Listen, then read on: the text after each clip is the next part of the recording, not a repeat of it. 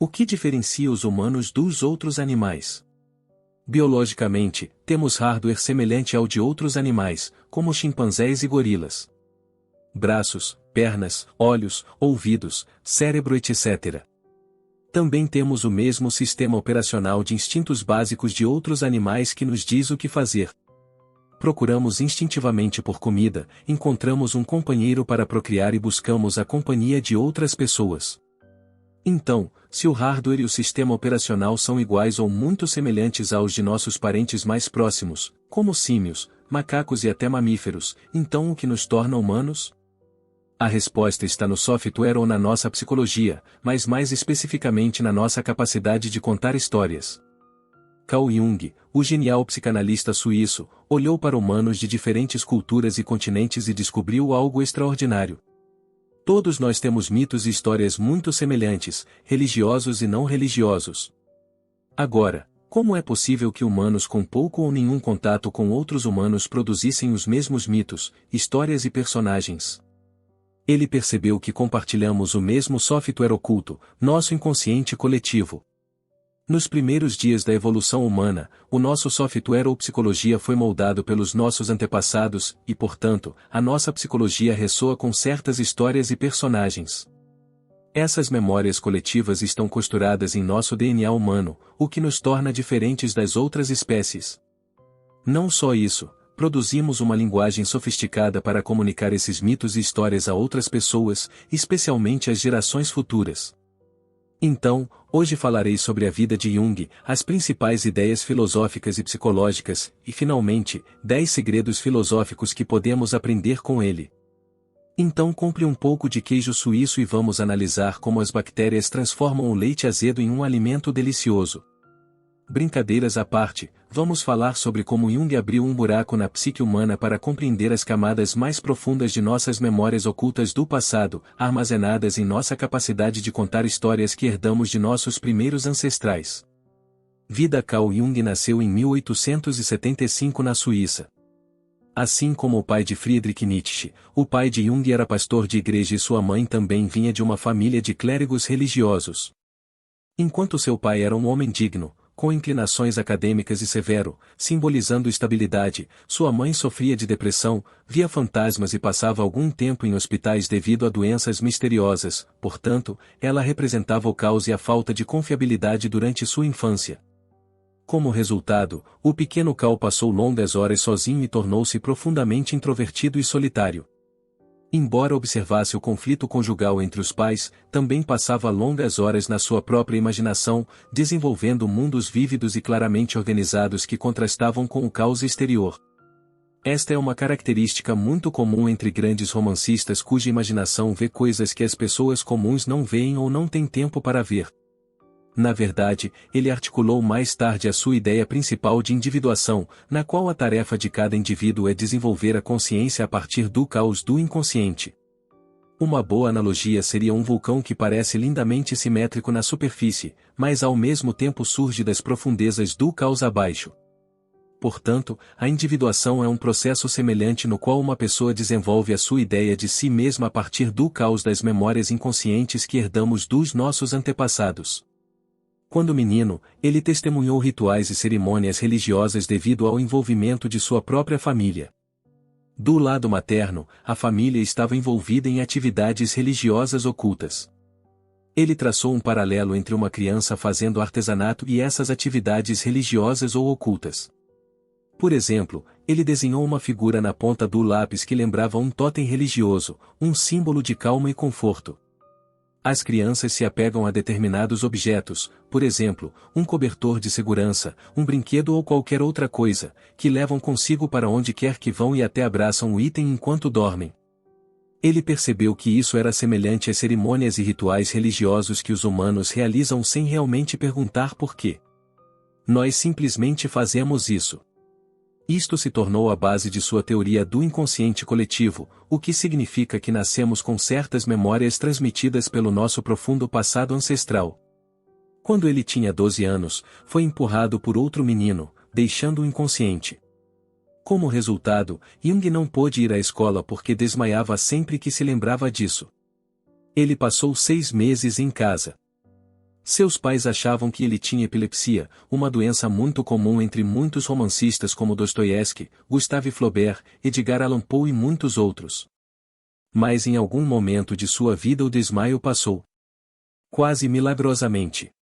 Isto abriu possibilidades para o jovem Jung que ele não conseguia explicar cientificamente.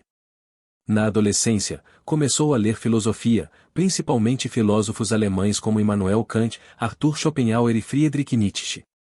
Sua família queria que ele se tornasse pastor assim como seu pai. Mas Jung estava interessado em arqueologia, porque estava interessado no nosso passado mais profundo. Isso ocorreu em parte porque o conflito doméstico de seus pais tornava seu presente pouco atraente e o tornava solitário, então ele se refugiou no passado, mas em parte devido a uma interessante lenda familiar. Enquanto crescia, ele ouvia uma lenda familiar de que seu avô era filho ilegítimo do gigante literário alemão Goethe. Então ele leu o Fausto de Goethe aos 15 anos, que o influenciou profundamente ao longo de sua vida. Para quem não sabe, o Fausto de Goethe é a história de um estudioso que vende sua alma ao diabo em troca de conhecimento e prazeres ilimitados. A história tem um tom cristão profundo de que é preciso resistir à tentação de comer da árvore do conhecimento porque na história de Adão e Eva, Eva deu uma mordida na maçã no jardim do Éden e como resultado a humanidade foi exilada para a terra, portanto, buscar conhecimento nem sempre é uma boa ideia do ponto de vista religioso. Agora Jung podia ver esse mesmo conto religioso não apenas de uma perspectiva religiosa, mas também de uma perspectiva literária que viajou pela Inglaterra na obra de Christopher Marlowe e pela Alemanha na obra de Goethe. Então ele queria compreender o passado da humanidade através da ciência da arqueologia. No entanto, devido à situação financeira de sua família, ele não pôde se mudar para outra cidade para estudar arqueologia e a Universidade de Basileia não ensinou. Então ele se voltou para seu outro interesse que era a filosofia, mas ao mesmo tempo também estava interessado em algo mais cientificamente concreto. Então ele finalmente decidiu pela psiquiatria e pela medicina que combinavam a biologia e a mente humana. Embora sua família de ambos os lados tivesse fortes laços religiosos e estivesse até envolvida em atividades ocultas, eles também estavam envolvidos em estudos acadêmicos e científicos, então Jung cresceu para abrigar ambos os extremos do espectro, altamente idealista, ou você poderia chamar de baseado em crenças.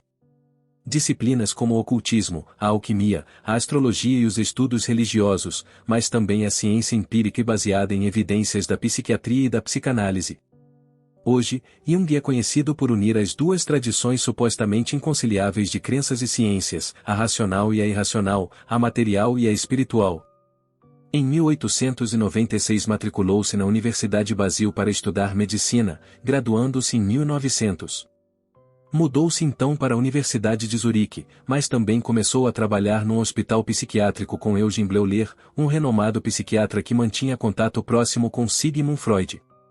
A partir de então Jung e Freud se corresponderam e mais tarde colaboraram. Jung também trabalhou com um psiquiatra francês, Pierre Janet, cuja teoria do subconsciente pode ter sido anterior à teoria do inconsciente de Freud, resultando em uma rivalidade entre Freud e Janet. Em 1903, Jung publicou sua tese intitulada sobre a psicologia e a patologia dos chamados fenômenos ocultos, argumentando que a epilepsia, a histeria e a neurastenia são diferentes estados de consciência semelhantes aos fenômenos ocultos experimentados por um médium. Sua carreira como médico progrediu rapidamente, o que lhe permitiu casar-se em 1903 com Emma Rauschenbacher, filha de um rico comerciante de relógios que morreu 2 anos depois, deixando uma enorme fortuna para o casal. Mas apesar da riqueza que sua esposa lhe trouxe, Jung continuou a trabalhar duro, abrindo até mesmo sua própria clínica em 1909. Foi alegado que Jung foi sexualmente infiel. Mas apesar da infidelidade, o casal trabalhou junto, não só dentro do qual geraram 5 filhos, mas também fora, pois a esposa também se tornou uma importante psicanalista. Em 1907, Jung conheceu Freud e durante os 5 anos seguintes eles trabalharam em estreita colaboração, muitas vezes viajando juntos e lendo as obras um do outro antes da publicação. Eles se tornaram tão próximos que Freud chamou Jung de seu filho adotivo, seu verdadeiro herdeiro. Mas em 1912, quando Jung publicou Psicologia do Inconsciente, a amizade deles acabou. Freud acreditava que a libido, a energia psíquica associada principalmente ao sexo, era a base do desenvolvimento de uma pessoa. Jung, no entanto, embora acreditasse que a libido era energia psíquica associada a desejos corporais desenfreados, como sexo, fome, sede, sono e necessidades emocionais, era o inconsciente coletivo, as memórias ancestrais do passado, que eram vitais no desenvolvimento de uma pessoa.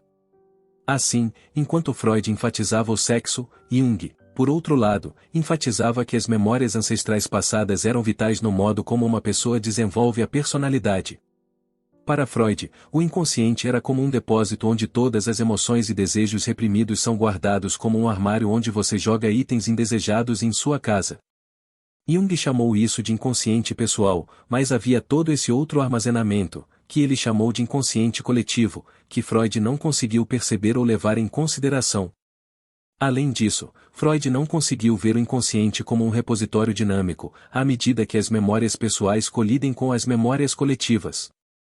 Em outras palavras, Freud focou no indivíduo, enquanto Jung também enfatizou a bagagem histórica coletiva que todos carregamos dentro de nós. Jung analisou o próprio inconsciente e dividiu-o em dois, o pessoal e o coletivo, enquanto Freud o via como apenas um domínio estático. Como resultado, a psicologia analítica de Jung concentra-se na memória coletiva do passado distante na sua situação presente, enquanto a psicanálise de Freud se concentra principalmente nas suas próprias memórias, impulsos e emoções individuais do passado que foram reprimidas por você.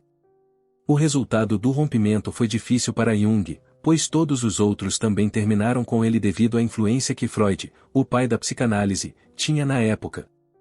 Em 1913 ele sofreu psicose.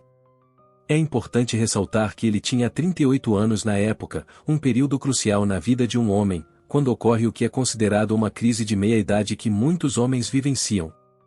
Sendo um homem prático e científico, ele escreveu suas experiências de alucinações, que chamou de O Imaginação Ativa, em seus livros negros, uma série de cadernos que se tornaram a base de seu famoso Livro Vermelho. Em 1914, com a eclosão da Primeira Guerra Mundial, forçou Jung a ser convocado como médico do exército, mas também foi uma boa distração de seu isolamento após ser condenado ao ostracismo por Freud e seus amigos. Embora a Suíça fosse um país neutro, teve de lidar com a entrada de soldados de ambos os lados no seu território. Portanto, Jung estava trabalhando com soldados internados que estavam perdidos ou fugiram do inimigo e até mesmo de seu próprio exército. Em 1921, publicou Tipos Psicológicos, no qual discutiu a introversão e a extroversão como tipos de personalidade. Durante as 4 décadas seguintes, ele continuou a escrever e publicar livros, ao mesmo tempo que viajava para muitas partes do mundo, incluindo África e Ásia, o que solidificou a sua teoria do inconsciente coletivo. Ele também deu palestras na Europa e na América.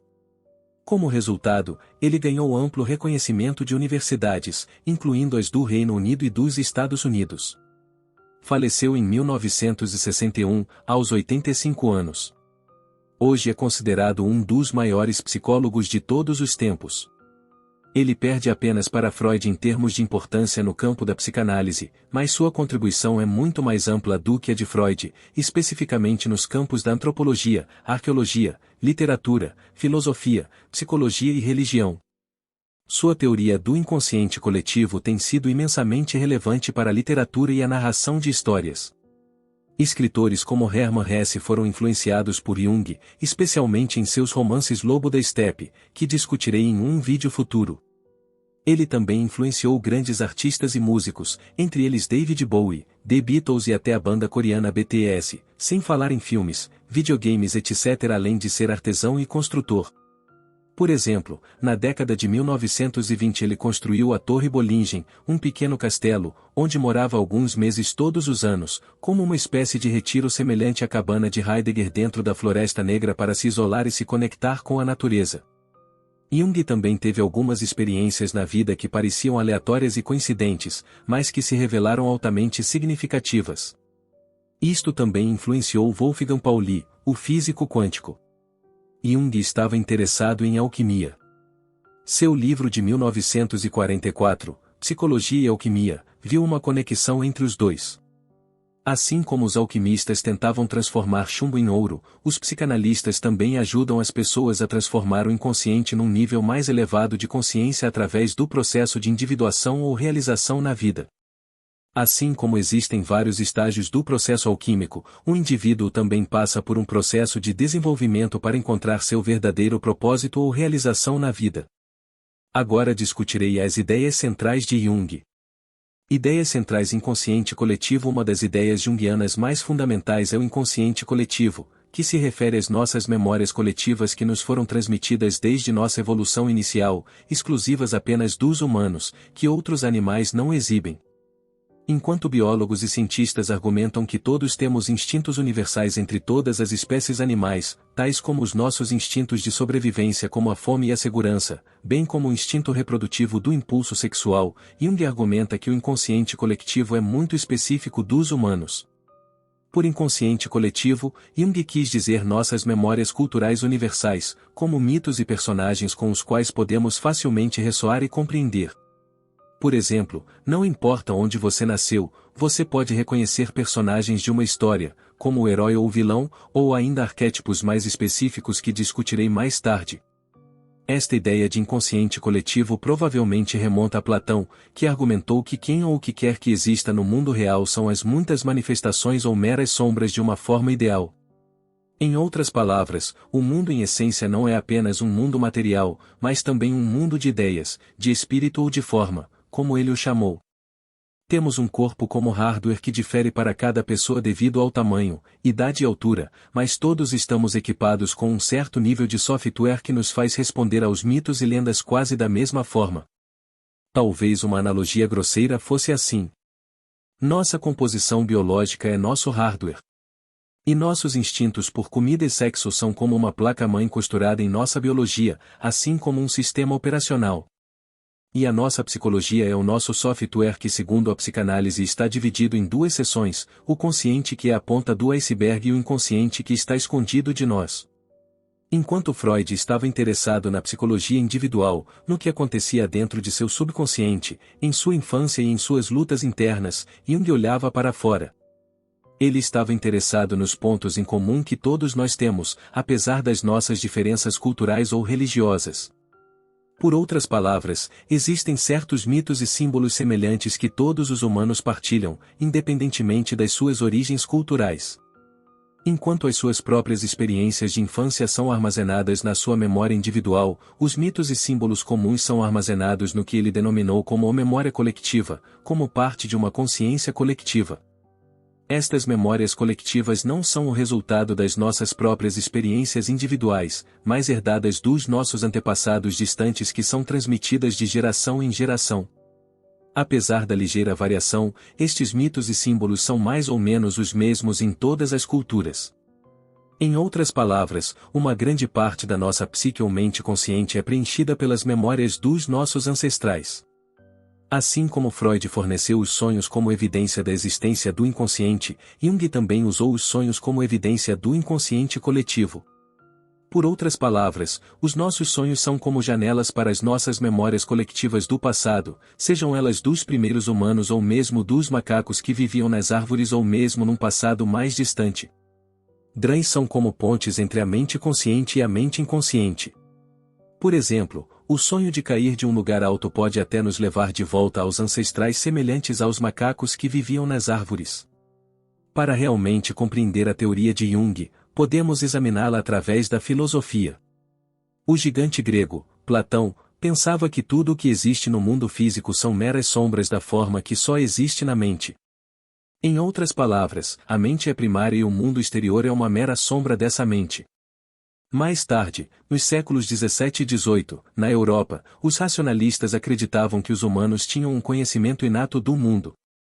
À medida que os bebés crescem, este conhecimento inato simplesmente se desdobra para que possamos dar sentido ao mundo. A teoria do inconsciente coletivo de Carl Jung é um tanto semelhante. Herdamos a maior parte de nossas memórias e arquétipos inconscientes de nossos ancestrais. Em outras palavras, a maior parte da nossa mente consciente está pré-montada ou pré-instalada. Uma boa analogia é uma mesa IKEA. Está tudo pronto, mas só precisamos juntar as coisas. Conecte-as juntas.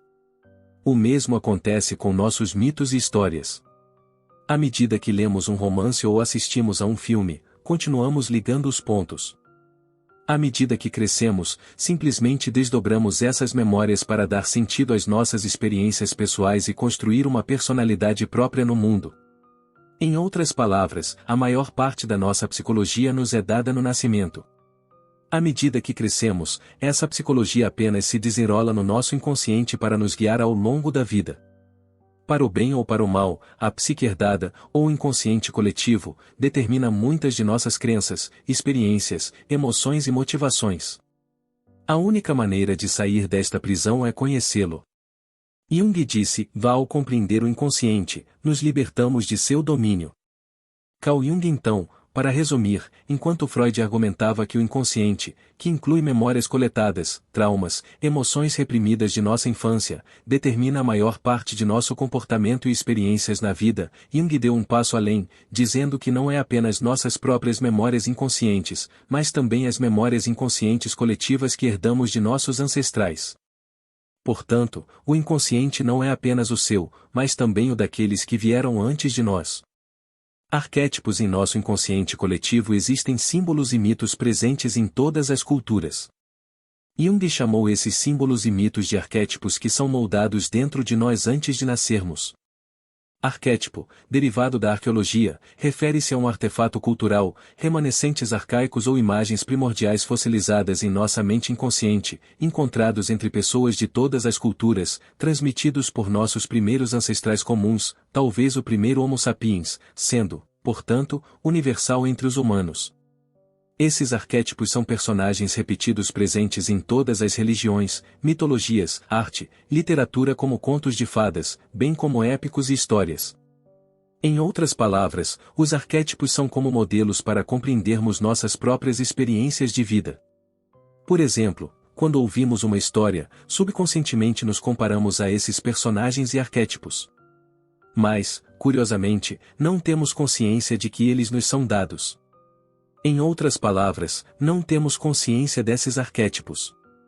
Muitas vezes pensamos neles como algo naturalmente nosso. Assim como seus genes são transmitidos a você através de seus ancestrais como seu hardware, essas memórias também o são como seu software. Se o seu DNA é a memória dos seus genes, os arquétipos são as suas memórias culturais coletivas. Se voltarmos à filosofia, Kant argumentou que o nosso conhecimento do mundo vem através das nossas experiências. Mas não só isso, temos um mecanismo inato de racionalidade que estrutura o mundo. Por outras palavras, não somos receptores passivos de conhecimento do mundo exterior, impomos também a nossa própria estrutura mental ao mundo. Os arquétipos de Jung são um tanto semelhantes no sentido de que, por meio desses arquétipos na memória coletiva, damos melhor sentido às nossas experiências no mundo. Os arquétipos ficam em nossa mente inconsciente para nos fornecer padrões para que nossas experiências e emoções pareçam significativas para nós.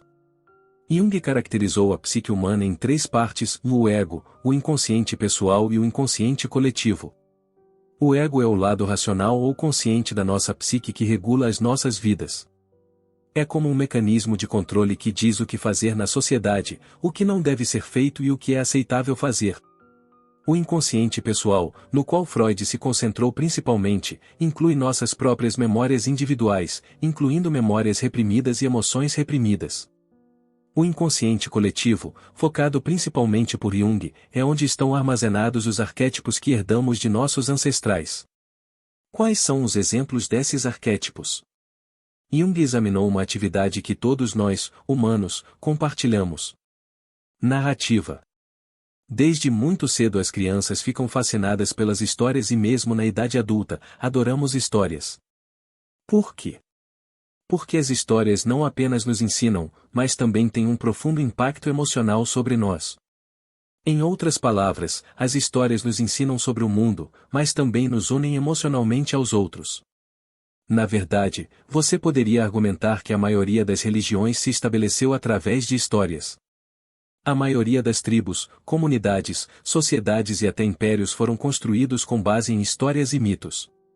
Sem um mito comum, é difícil unir um império ou uma comunidade. Jung descobriu que a narração de histórias é onde vivem os arquétipos. Alguns exemplos que Jung dá são o velho sábio, a velha sábia, o herói, o pai, a mãe, o diabo e assim por diante. Se você observar mitos e histórias, poderá encontrar muitos desses arquétipos em todo o mundo. Agora você pode perguntar por que esses arquétipos surgiram. A resposta simples está em nossa biologia evolutiva. Como organismo ou animal vivo, enfrentamos predadores e presas. Enfrentamos desafios de sobrevivência. A forma como nos comportamos quando enfrentamos desafios de sobrevivência define nossos arquétipos.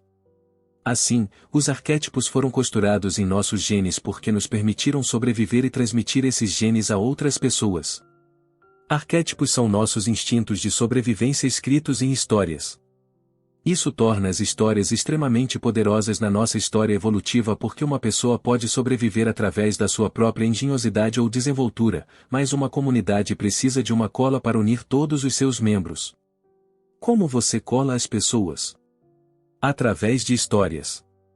Histórias e mitos que arrepiam os pelos das costas. Histórias que emocionam você. Histórias que motivam você. Tipos psicológicos. Os tipos psicológicos extrovertidos e introvertidos de Jung referem-se aos traços de personalidade e ao grau de abertura entre os indivíduos.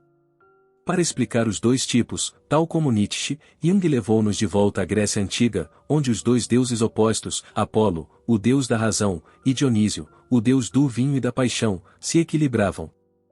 Segundo Nietzsche, a filosofia e a civilização ocidentais suprimiram o Dionísio ou a paixão humana em favor da racionalidade. Mas para Jung, esses dois deuses representam dois tipos psicológicos. Apolo simboliza a introversão, um tipo reflexivo, sonhador e atencioso que tenta obter insight e compreender as coisas, sendo, portanto, muitas vezes solitário. Dionísio, por outro lado, simboliza a extroversão que próspera entre outras pessoas, priorizando o mundo exterior, as experiências e ações sensoriais e sensuais. Dionísio era o deus do vinho, então os extrovertidos são pessoas vivas e apaixonadas que realizam atividades divertidas com outras pessoas. Uma grande comparação é entre o personagem Hamlet de Shakespeare e o personagem Dom Quixote de Miguel de Cervantes. Hamlet é reflexivo e pensador, enquanto Dom Quixote é um realizador. Todos nós vemos pedaços de nós mesmos tanto em Hamlet quanto em Dom Quixote. Embora no mundo de hoje estejamos, até certo ponto, privados da liberdade de ser como Dom Quixote, todos nos tornamos um pouco reflexivos ou introvertidos como Hamlet. Persona vs sombra em meio a todas as memórias coletivas que herdamos desde o nascimento, bem como ao nosso próprio inconsciente pessoal, parece haver muito caos e confusão dentro de nós. Jung apresenta sua ideia de persona, que tanto pode significar personalidade quanto máscara, para nos dizer que não somos passivos com as memórias de nosso inconsciente pessoal e coletivo. Na verdade, tentamos criar para nós mesmos uma pequena persona pela qual queremos que os outros nos conheçam. Uma boa analogia seria uma carreira. Passamos anos em escolas e universidades para traçar uma carreira para nós e finalmente nos tornamos professores, médicos, engenheiros ou youtuber. Persona é um processo semelhante no qual o indivíduo, consciente e inconscientemente, exibe uma persona para o mundo, guiado em parte pelos arquétipos, mas em parte devido às nossas próprias memórias pessoais dentro da cultura em que vivemos e em parte devido à nossa própria mente consciente. Essa persona é como uma máscara atrás da qual escondemos nossa psique coletiva, mas também exibimos nossa própria individualidade percebida. Poderíamos dizer que persona é um papel que desempenhamos no palco do teatro que chamamos de sociedade. É o nosso papel, a nossa identidade. Uma boa analogia seria uma vitrine. Eles mostram apenas os melhores itens à venda. Não as maçãs meio podres que ficam guardadas lá atrás. Quando nos apresentamos aos outros, temos o cuidado de mostrar algumas partes e ocultar outras. Além disso, também somos seletivos sobre o que mostrar dependendo de onde estamos. Poderíamos assumir uma personalidade diferente na presença de uma bela mulher por quem estamos romanticamente interessados. Mas na presença de nossos familiares ou amigos, apresentamos uma personalidade completamente diferente. O mesmo quando vamos a uma entrevista de emprego. Os japoneses têm um conceito chamado Oni e Tatemai. Oni significa seu verdadeiro eu ou aquele que você mostra dentro de sua própria casa. Tatemai, literalmente significa fora de casa, é uma persona que você mostra aos outros. Eles são muito diferentes. Oni significa seu verdadeiro eu ou aquele que você mostra dentro de sua própria casa. Tatemai, literalmente significa fora de casa, é uma persona que você mostra aos outros. Eles são muito diferentes. Assim, para Jung, esse eu público é o nosso arquétipo individual, que ele chama de persona. É claro que a persona não é totalmente consciente, é principalmente inconsciente. Mas há também a parte que não queremos que o mundo saiba. Jung chama isso de sombra, que é o oposto da persona. Por exemplo, as nossas fraquezas, deficiências, impulsos e instintos que ficam no escuro e fazemos de tudo para escondê-los dos outros. Estes são os nossos segredos e impulsos ou pensamentos reprimidos que são inaceitáveis no nosso ambiente social devido a valores e normas religiosas ou sociais, mas também estas características entram em conflito com os nossos próprios valores e normas pessoais. Um bom exemplo de sombra na narrativa seria o vilão e nas religiões costuma ser representado como o diabo. Tendemos a associar a sombra aos outros e raramente a nós mesmos. Os bandidos são sempre outra pessoa e raramente nós mesmos. Em Crime e Castigo, de Dostoiévski, sem que o queiramos, simpatizamos com Raskolnikov, um assassino a sangue frio, não porque gostemos dele, mas porque temos aquela sombra escura dentro de nós. Dado o momento e o lugar certos, pode acontecer. Então Dostoiévski entendeu a escuridão que todos temos dentro de nós. Não importa o quão santo você pense que é, você também tem o diabo dentro de você. Em meio a todos esses arquétipos, Jung argumentou que o objetivo final da nossa vida é realizar o verdadeiro eu, que é o arquétipo mais importante. Martin Heidegger chamou isso de autenticidade, que ele argumentou que pode ser alcançada se realmente compreendermos e aceitarmos a morte como uma condição necessária da vida. Para Jung, encontrar o eu verdadeiro exige muito trabalho, assim como no hinduísmo, só pode ser alcançado através de uma busca consciente. Ele chamou essa jornada de individuação. O processo e também o propósito final de um desenvolvimento pessoal no qual um indivíduo reconcilia o consciente com o inconsciente. É um pouco semelhante à jornada de um herói, na qual o herói tem que sacrificar coisas menores na vida para se tornar maior do que ele mesmo. Embora para a maioria das pessoas isso aconteça através da experiência de vida à medida que amadurecemos e ganhamos sabedoria, também pode acontecer através da nossa própria intervenção e autorreflexão. Para fazer isso, temos que olhar para o nosso eu inconsciente, mais profundamente dentro de nós, e compreender os nossos impulsos, emoções e memórias ancestrais mais profundos. Em outras palavras, o objetivo é equilibrarmos a persona com a sombra, na qual nenhuma delas tem controle total sobre nós. A tentativa de reconhecer e aceitar o inconsciente e o consciente. Isso é muito semelhante à ideia taoísta de Yin e Yang se equilibrando, que aliás influenciou bastante Jung. Feminino versus masculino. Dois dos arquétipos mais importantes de acordo com Jung são a anima, a parte feminina da psicologia do homem e o animus, o aspecto masculino da psicologia feminina. Segundo ele, no nível inconsciente, os homens possuem o feminino e as mulheres possuem dentro de si os arquétipos masculinos. Em outras palavras, todos nós temos duas personalidades, o papel de gênero consciente e o arquétipo inconsciente. Por quê? A resposta simples é ajudar-nos a compreender e lidar com o sexo oposto. Por exemplo, o arquétipo feminino inconsciente permite que os homens sejam suaves e compreendam as emoções e simpatizem com os outros, enquanto o arquétipo masculino inconsciente ajuda as mulheres a serem fortes e mais orientadas para objetivos ou orientadas para resultados. Para Jung, reconhecer o nosso arquétipo inconsciente interior não significa que temos de confundir os nossos papéis de gênero, mas sim melhorar a nossa capacidade de lidar com o outro gênero. Um homem deve reconhecer a anima simpática e suave interior, mas permanecer uma figura masculina, enquanto uma mulher deve reconhecer o animus forte e orientado para objetivos interior, mas também permanecer feminina. Agora discutirei 10 lições que podemos tirar da vida e dos escritos de Carl Jung. 10 lições. Lição 1. E não se restrinja a uma disciplina ou crença. A intuição não denota algo contrário à razão, mas algo fora do domínio da razão. Carl Jung. Embora Jung fosse educado ou treinado na área da psicanálise, ele olhou além da disciplina e, em particular, estudou literatura e mitologia. Como todos sabemos, o poder da narrativa em nossa psicologia é muito forte. Desde muito cedo somos viciados em histórias. Agora, por que isso? A resposta simples é que as histórias devem ter tido uma grande utilidade para os nossos antepassados. Simplificando, as histórias são simplesmente sobre os erros de outras pessoas, com os quais podemos aprender. É claro que o poder das histórias vai além do aspecto didático, mas também nos diverte e nos mantém focados e presos a uma ideia ou objetivo. Assim, a genialidade de Carl Jung foi combinar literatura e narrativa, por um lado, com a psicanálise que se desenvolvia na época no mundo de língua alemã.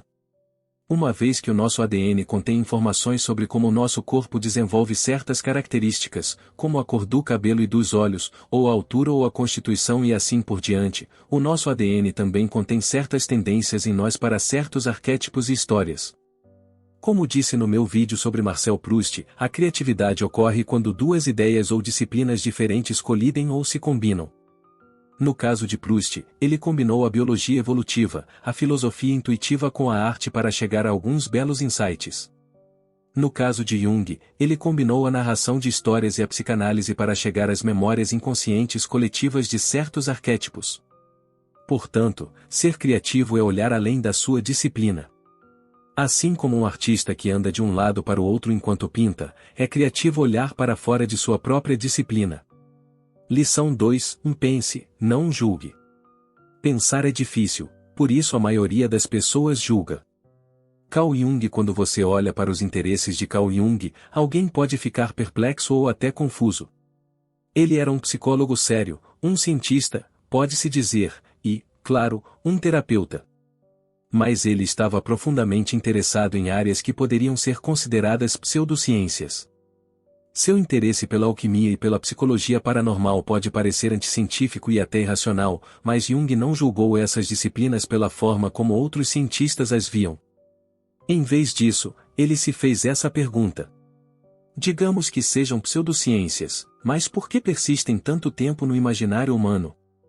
Como homem curioso e de mente aberta, ele queria encontrar respostas em vez de descartar as coisas pelo seu valor nominal. O mesmo pode ser dito sobre mitos e lendas. Pode-se facilmente descartá-los como nada além de ficção ou fruto da imaginação, mas então Jung se perguntou como é que somos atraídos por mitos e lendas e como é que inventamos tais mitos e lendas em primeiro lugar. Portanto, a lição é não descartar algo sem realmente chegar ao fundo da questão. Em vez de julgar algo como irracional ou pseudocientífico, é melhor explicá-los e encontrar respostas sobre por que tivemos a alquimia ou por que a parapsicologia existiu em primeiro lugar. Em outras palavras, às vezes o seu preconceito pode ser nosso pior inimigo para obter uma visão ou levar as coisas adiante. Somos supersticiosos. As pessoas mais racionais ainda acreditam em alguma forma de superstição. Seja o time esportivo ganhando um jogo se eles fizeram certas coisas ou apostando dinheiro em alguma coisa. Também temos fobias, medos irracionais. Por exemplo, o medo de cobras é como algumas memórias de traumas passados depositadas em lugares onde não existe cobra alguma. Então pense, antes de julgar. Lição 3: e aprenda com os outros. O encontro de duas personalidades é como o contato de duas substâncias químicas, se houver alguma reação, ambas se transformam. Carl Jung. No mundo de língua alemã, a prática da aprendizagem é muito forte. Ainda hoje, a maioria dos jovens alemães passa por um período de aprendizagem para aprender o ofício com alguém na prática.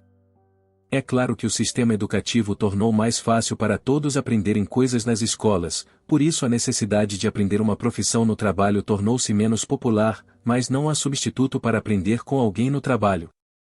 Assim, Jung passou anos tornando-se discípulo de outros psicanalistas, como o psiquiatra suíço Eugène Bleuler, o psicólogo francês Pierre Janet e, claro, Sigmund Freud, o pai da psicanálise.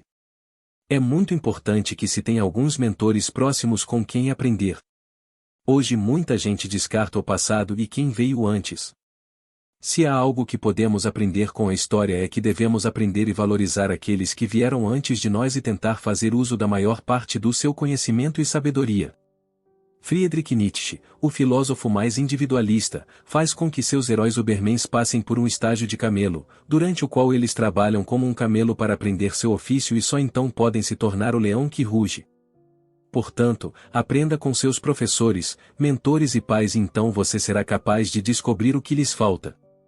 O verdadeiro líder é sempre liderado. Carl Jung Lição 4. Faça anotações. Jung deixou para trás 1 tonelada de páginas de anotações, diários e diários. Ele escreveu suas memórias, sonhos e até mesmo experiências de alucinações.